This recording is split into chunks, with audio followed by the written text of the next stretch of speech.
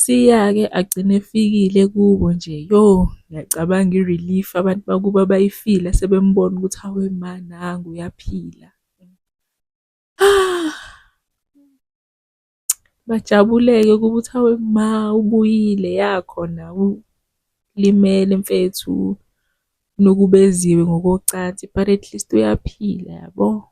Khona nje dude nje deep in thoughts, like deep inside within the thoughts uyacabanga uhleli. Oh, lo muntu nje lo hleli ocabangayo la i-ex-cop wayeyiphoyisa wase wayeka.